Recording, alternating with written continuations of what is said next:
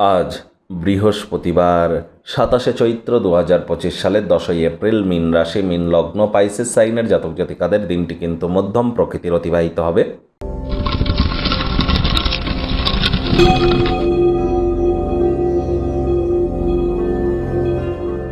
ভিডিওটির শুরুতেই আপনাদের সকলকে রাজযোগ চ্যানেলের তরফ থেকে মহাবীর জয়ন্তীর হার্দিক শুভেচ্ছা ও অভিনন্দন রইল।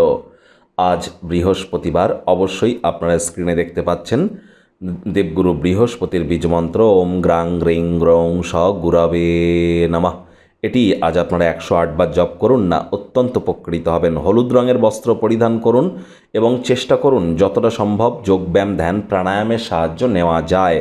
যত শারীরিক কসরত করবেন, কঠিন শারীরিক কসরত নয়, যোগা, ব্যায়াম, এই ধরনের শারীরিক কসরত যেখানে ঘন ঘন নিঃশ্বাস প্রশ্বাস নেওয়ার প্রয়োজন আছে, এর ফলে কিন্তু বৃহস্পতির মজবুতি বৃদ্ধি পায়।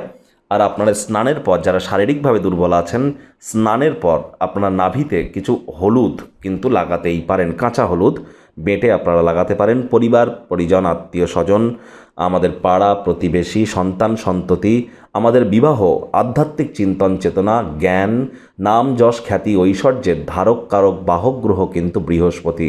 এজন্য বৃহস্পতির মজবুতি অত্যাবশ্যক। যারা এখনও দীক্ষা নেননি, ইমিডিয়েট দীক্ষা নিয়ে ফেলুন। ভাগ্য মিটার আজ আপনাদের বলছে 7/10 ভাগ্য আপনাদের অনুকূলেই থাকবে। অর্থ, কর্ম, পরিবার, এই তিন ব্যাপারেই আপনাদেরকে একটু সাবধানতা অবলম্বন করেই চলতে হবে। কায়িক পরিশ্রম হলেও শরীর মনে সতেজতা এবং তরতাজাই আপনারা অনুভব করবেন। দীর্ঘদিনের পুরনো রোগশোক অসুস্থতা থেকে আজ মুক্তি পাওয়ার দিন, পরিত্রাণ পাওয়ার দিন। অর্থগত ব্যাপারে ব্যয়বহুল একটি দিন, খরচ বাড়বে। নতুন উদ্যোগ পরিকল্পনার পাশাপাশি নতুন নির্মাণ কার্যকে আজ পিছিয়ে দিন। চাকরিজীবী যারা আছেন, অফিসে কম কথা বলে কাজ বেশি করুন। মনের থেকে মস্তিষ্ককে বেশি দাম দিন। কোনো প্রকার অফিস পলিটিক্স বা গসিপিংয়ের অংশ যেন হবেন না, বসের কিন্তু কুনজরে পড়ে যেতে পারেন।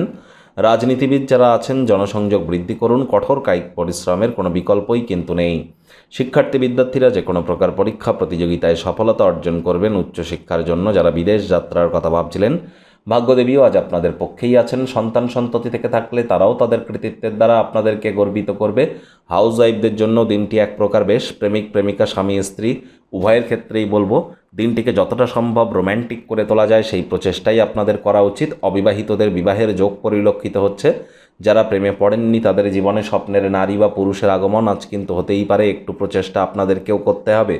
শত্রুপক্ষ, বিরোধী পক্ষ আজ কিন্তু খুব একটি শক্তিশালী থাকছে না। পরিবার পরিজন, নিকটে স্থানীয় ব্যক্তিবর্গ, বন্ধু স্বজন কারোর উপরেই জোর করে নিজের মতামতকে জাহির করলেই কিন্তু ক্ষতি। আজ আপনি আপনার পরিকল্পনা সম্পর্কে খুব খোলামেলা হলে আপনার প্রকল্পের সর্বনাশ কিন্তু হতেই পারে। আর চেষ্টা করুন নিজের পরিবারের সদস্যদের প্রয়োজনীয়তাকে অগ্রাধিকার দেওয়ার। তাদেরকে বোঝান যে আপনি তাদের ভালোবাসেন, কেয়ার করেন, পরোয়া করেন।